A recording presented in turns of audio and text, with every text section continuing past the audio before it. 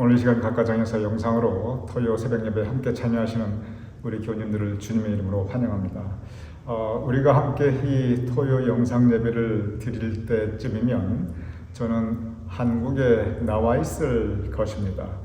제가 미리 한국 나오기 전에 미리 제가 없는 기간 동안 저의 휴가 기간 동안 영상 예배를 모두 녹화하였습니다. 그래서 저는 지금 비록 한국에 나와 있지만 그래도 이렇게 영상으로 우리 교인들과 함께 할 수 있음이 참 마음에 기쁩니다. 우리 다 함께 사도신경으로 우리의 신앙을 하나님께 고백하여 올림으로써 오늘 토요 영상 예배 함께 드리겠습니다. 전능하사 천지를 만드신 하나님 아버지를 내가 믿사오며 그 외아들 우리 주 예수 그리스도를 믿사오니 이는 성령으로 잉태하사 동정녀 마리아에게 나시고 본디오 빌라도에게 고난을 받으사 십자가에 못 박혀 죽으시고 장사한 지 사흘 만에 죽은 자 가운데서 다시 살아나시며 하늘에 오르사 전능하신 하나님 우편에 앉아 계시다가 저리로서 산 자와 죽은 자를 심판하러 오시리라. 성령을 믿사오며 거룩한 공회와 성도가 서로 교통하는 것과 죄를 사하여 주시는 것과 몸이 다시 사는 것과 영원히 사는 것을 믿사옵나이다. 아멘.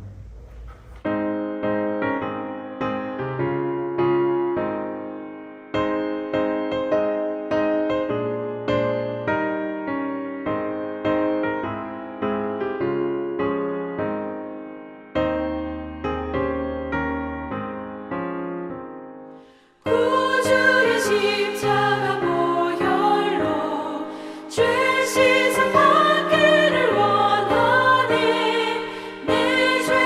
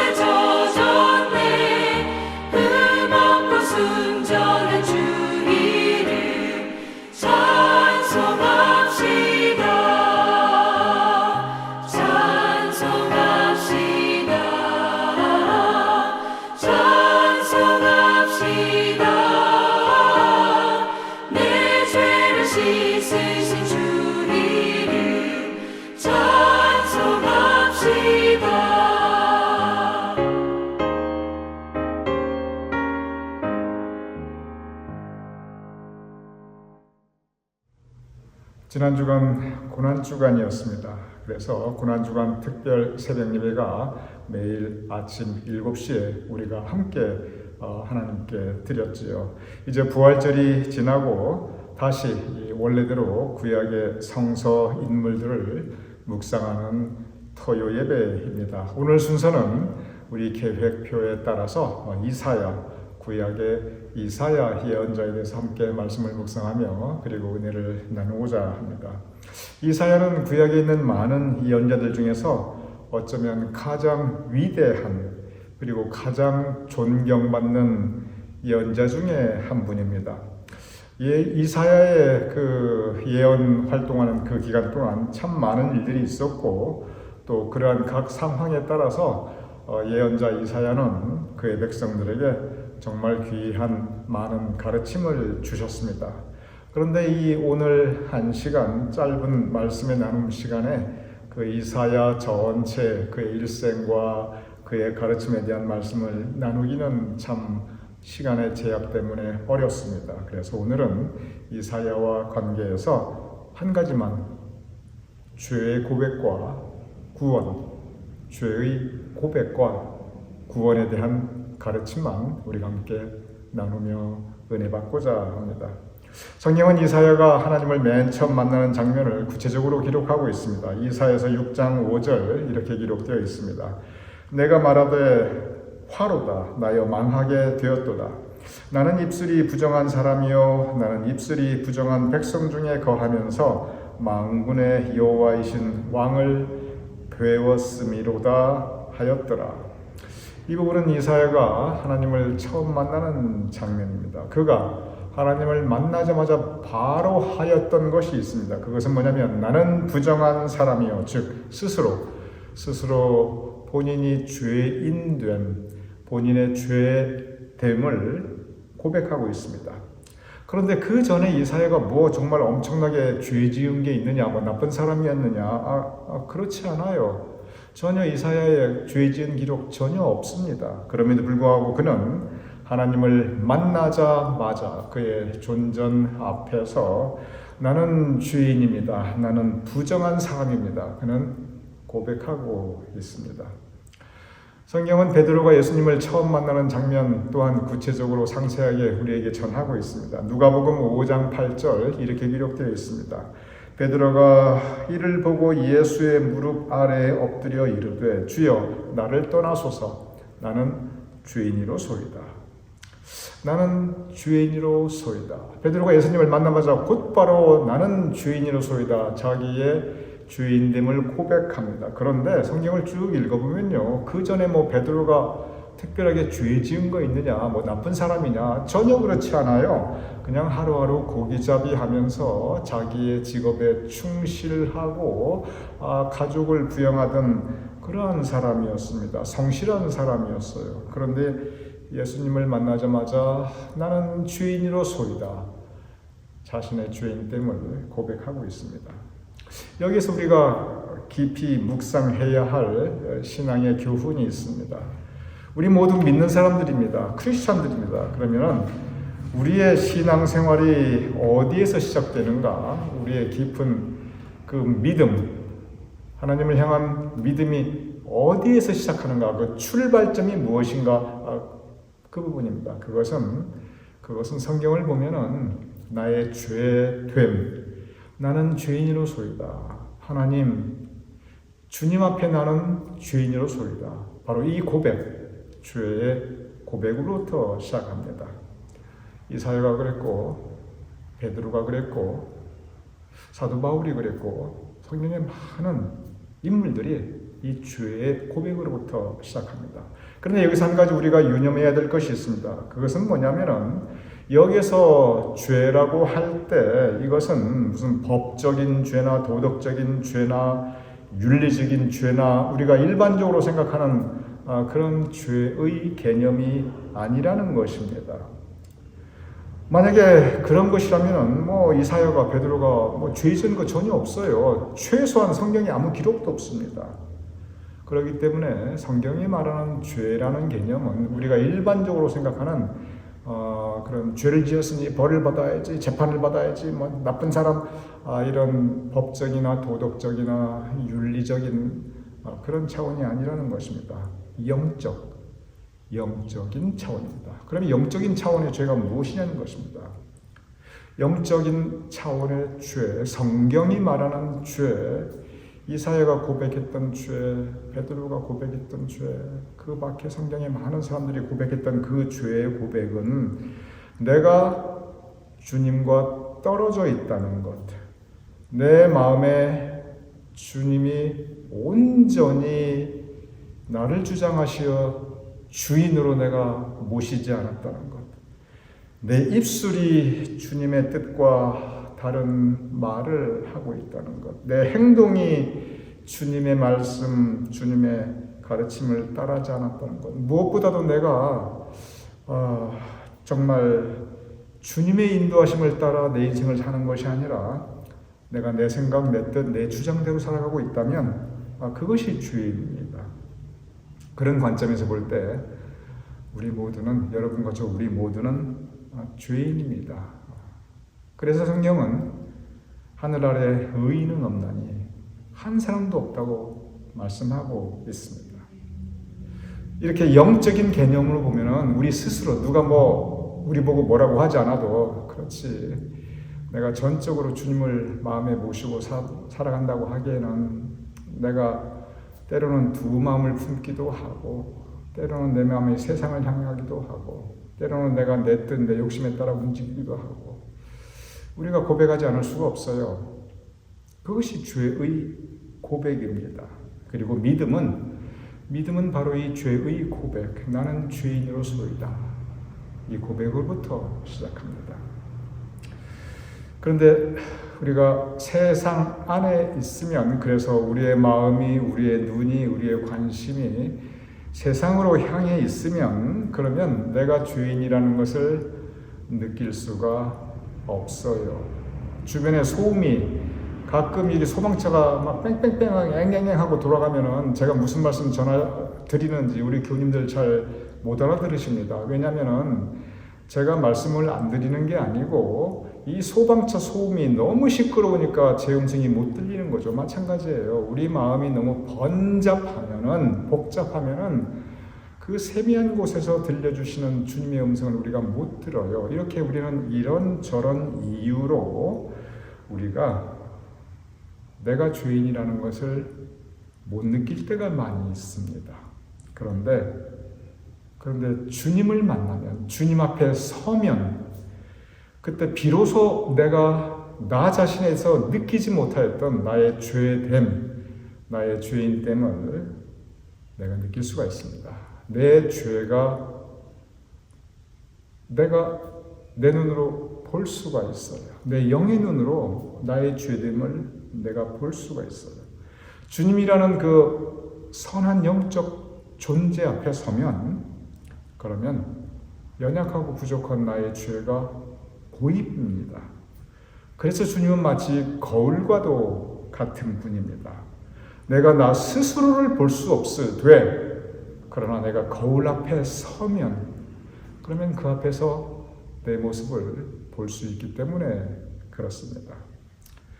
실제로 저는 이 영상 예배를 녹화하기 전에, 그리고 저의 모든 영상 예배를 녹화하기 전에 반드시 하는 게 있습니다. 한 번도 예배가 없어요. 이거 한 번도 안 한 적이 없어요. 그게 뭐냐면 거울에 내 모습을 비춰보는 겁니다. 영상 예배뿐만이 아니에요. 제가 인도하는 모든 예배 전에 저는 반드시 거울을 봅니다.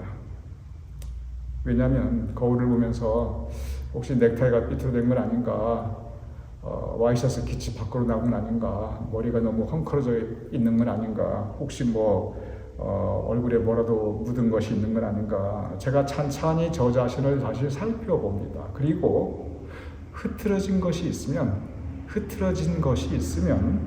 제가 바로 잡습니다. 흐트러진 것이 없다 할지라도 제가 온 맹무새를 다시 한번 이렇게 마무리합니다. 그리고 영상 예배 녹화를 합니다. 그리고 예배를 인도하기 위하여 앞으로 나아갑니다. 우리도 마찬가지예요. 우리가 죄됨을 느끼든지 안 느끼든지 주님이라는 거울 앞에 서면은 그 앞에서 우리의 흐트러진 모습도 보이고요. 설령 모든 것이 다 좋아 보인다 할지라도 그러나 그 앞에서 다시 한번 우리의 온 매무새를 살아가는 우리의 마음까지, 우리 입술의 열매, 내 행실, 우리가 다시 점검하고 그 매무새를, 그 자세를 다시 다듬게 됩니다. 이러한 것들이 주님이라고 하는 거울 앞에 나를 되돌아보는 것, 이러한 것들이 바로 죄의 고백입니다. 그런데 이 죄의 고백이 참 중요한 이유가 있어요. 왜냐하면 내가 죄인됨을 알아야, 즉 거울 앞에 서야 지금 내 마음이 너무 어지럽구나, 내가 좀 더 주님 말씀대로 살아야지, 주님 뜻대로 살아야지, 그러면서 우리가 다시 주님께로 우리의 마음을 다시 향합니다. 이렇게 주님이라고 하는 거울 앞에서 내 온 매무새를 다시 단정하게 하고 그리고 내 마음을 주님께 향하는 것, 이것을 가리켜 회개라고 합니다. 회개는 죄를 고백하며 그리고 죄된 나의 모습을 다시 하나님이 원하는 모습으로 단정하게 회복하는 것, 그게 회개입니다. 죄의 고백이 있어야, 그래야 회개가 있습니다. 이 죄의 고백 그리고 회개 같이 가는 겁니다. 죄의 고백이 있으면 회개가 있을 수밖에 없어요. 그런데 이 죄의 고백과 회개가 왜 믿음의 출발점인가, 왜 이게 중요한가, 이유가 있습니다. 죄의 고백과 그리고 회개가 있어야, 그래야 우리가 구원받을 수 있기 때문에 그렇습니다. 제가 다시 말씀드리겠습니다. 죄의 고백과 그리고 회개가 있어야 우리가 구원받을 수 있어요. 죄로부터 용서함 받고 그리고 우리가 하나님의 자녀로서 천국 갈 수 있어요. 구원은 값없이 주어지는 하나님의 은혜로되, 그런데 그 출발점은 죄의 고백과 회개가 있어야만 우리가 받을 수 있습니다. 이사야가 외친 가장 중요한 말씀이 바로 이 부분이에요. 나의 죄됨을 고백하고 그리고 우리 구원받자. 하나님의 구원의 은혜가 우리 앞에 있다. 그러니 우리 그 은혜 감사하며 우리 회개하고 우리의 마음을 주님께 향하고 그리고 우리 구원받자. 바로 구원의 가르침을 우리에게 주었습니다. 이사야가 우리에게 주신 구원의 그 가장 중요한 말씀 중에 하나는 이사야서 53장 5절입니다. 그가 찔림은 우리의 허물 때문이요 그가 상함은 우리의 죄악 때문이라. 그가 징계를 받음으로 우리는 평화를 누리고 그가 채찍에 맞음으로 우리는 나음을 받았도다. 지난주가 고난주간이었습니다. 그래서 우리는 예수님의 고난과 죽음에 대해서 묵상하였습니다. 그런데 예수님께서 고난당하시고 죽으신 이유가 무엇인가? 그것은 바로 우리의 죄를 대속하시기 위한 것입니다. 이 대속에 대해서는 제가 이미 여러 번 말씀드렸습니다. 대속이 뭐냐면 내가 죄인인데, 그래서 죄인이니까 그 죄값을 치러야 되는데 예수님께서 십자가에 못 박혀 달려 돌아가심으로써 나의 죄를 대신 그 죄값을 치루어 주신 것입니다. 그게 대속입니다. 그게 속죄입니다. 그래서 우리의 죄의 용서는 예수 그리스도의 십자가 피공로로 이루어지는 것입니다. 우리가 어떻게 고난받는가? 그것은 먼저 우리의 죄를 고백하고 회개하고 그리고 우리가 주님을 마음에 모셔드릴 때 그 예수 그리스도의 고난과 죽음을 통한 십자가의 보혈의 피공로로 우리의 죄가 대속 깨끗해지는 것입니다. 그래서 우리가 하나님의 나라 천국 갈 수 있습니다. 이사야는 바로 예수 그리스도의 고난과 죽음을 통한 십자가의 피공로, 그 십자가의 피공로를 통해서 우리에게 주시는 하나님의 사랑, 구원의 은혜 계속 말씀하였습니다. 그리고 이것이 신약까지 계속 이어지는 복음의 가장 중요한 내용입니다. 복음은 결국 구원에 대한 가르침이기 때문에 그렇습니다. 본회포라는 유명한 신학자가 있습니다. 목사님이셨죠. 그리고 또 나치를 정말 암살하기 위한 목사인데도 불구하고 그 나치 암살단에 가담했던 분이셔요. 근데 그분이 값싼 은혜, cheap grace, 싸구려 은혜라는 그 얘기를 했어요. 이게 무슨 뜻이냐면 하나님의 은혜가 값싸다, 싸구려다 이런 뜻이 절대 아니고, 우리를 향한 이 대속, 구원의 은혜는 은혜 중에 모든 큰 은혜예요. 이 은혜가 있으니까 우리가 구원받을 수 있으니까요. 그런데 그냥 우리는 아무것도 안 하고 오직 믿음으로 구원받으니 그것만 믿으면 우리는 구원받는다, 천국 간다, 그렇게 간단하게 단순하게 생각하면 그것은 값싼 은혜, 싸구려 은혜라는 거예요. 여기서 이제 무슨 얘기를 하냐면 우리가 해야 될 게 있다는 거예요. 우리가 해야 될 것이 뭐냐면 무슨 엄청난 공로를 세운다 이게 아니고요. 우리는 공로로 구원받는 게 아닙니다. 자격이 있어서 구원받는 게 아닙니다. 그런데 꼭 해야 될 게 있다는 거예요. 그게 뭐냐면 바로 죄의 고백과 회개입니다.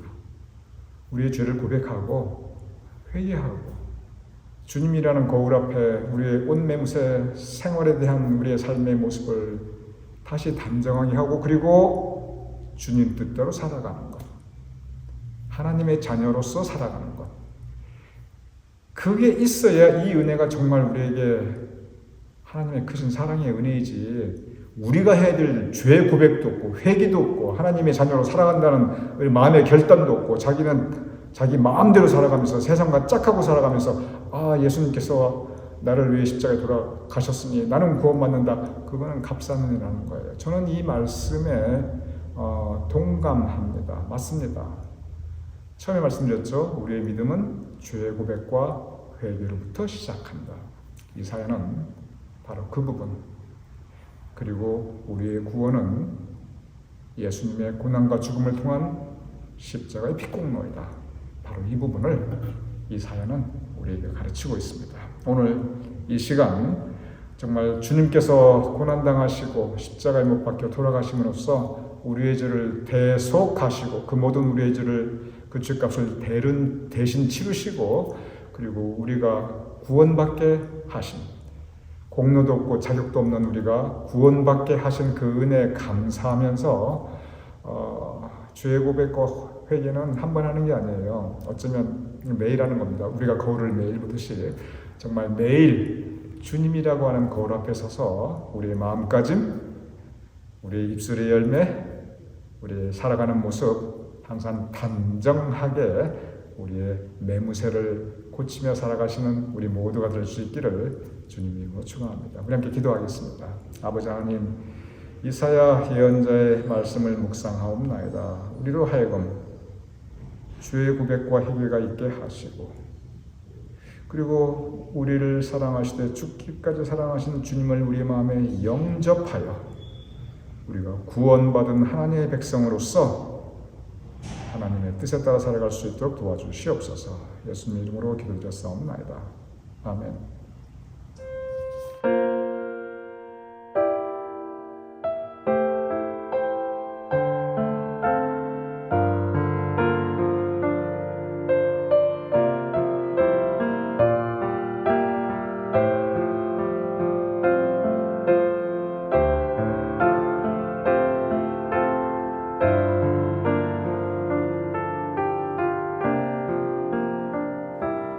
우물가의 여인처럼 난 구했네.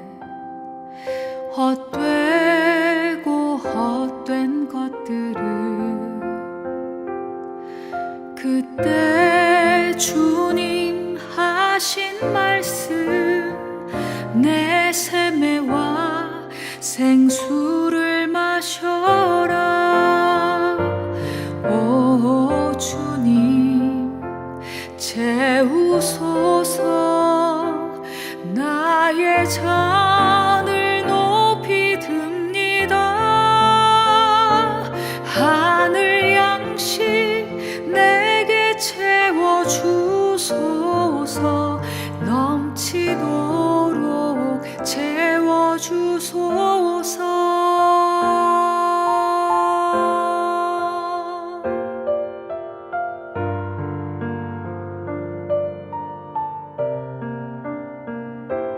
많고 많은 사람들이 찾았었네. 헛되고 헛된 것들을 주 안에 감추인 보배. 세상 것과 난 비길 수 없네. 오 주님 채우소서. 나의 잔을 높이 듭니다. 하늘 양식 내게 채워주소서.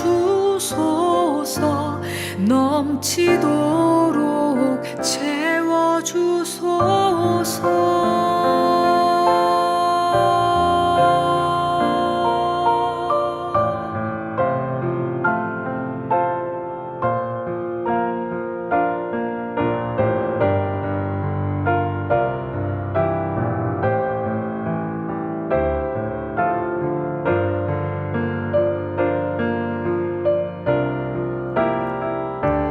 내 친구여 거기서 돌아오라.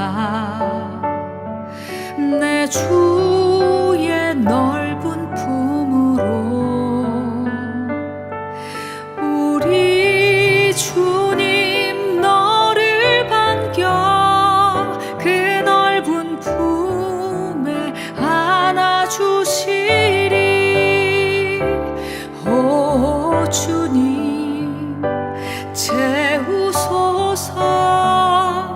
나의 잔을 높이 듭니다. 하늘 양식 내게 채워주소서. 넘치도록 채워주소서.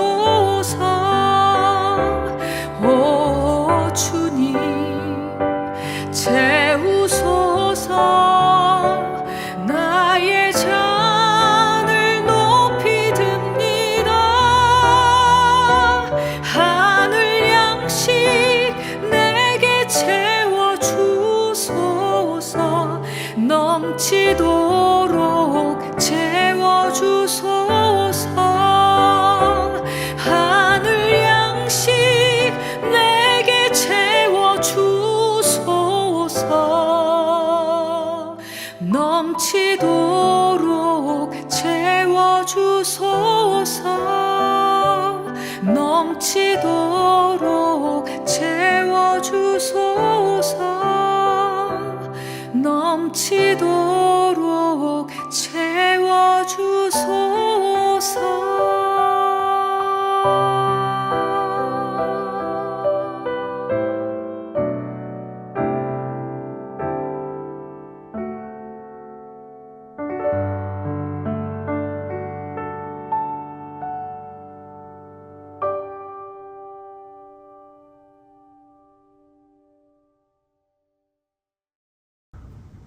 우리 함께 주기도문 하심으로써 오늘 토요 예배 모두 마치겠습니다. 하늘에 계신 우리 아버지시여, 이름이 거룩히 여김을 받으시오며 나라의 마옵시며 뜻이 하늘에서 이루어진 것 같이 땅에서도 이루어지이다. 오늘날 우리에게 일용할 양식을 주옵시고 우리가 우리에게 주신 죄를 사하여 준 것 같이 우리 죄를 사하여 주옵시고 우리를 시험에 들게 하지 마옵시고 다만 악에서 구하옵소서. 대개 나라와 권세와 영광이 아버지께 영원히 있사옵나이다. 아멘.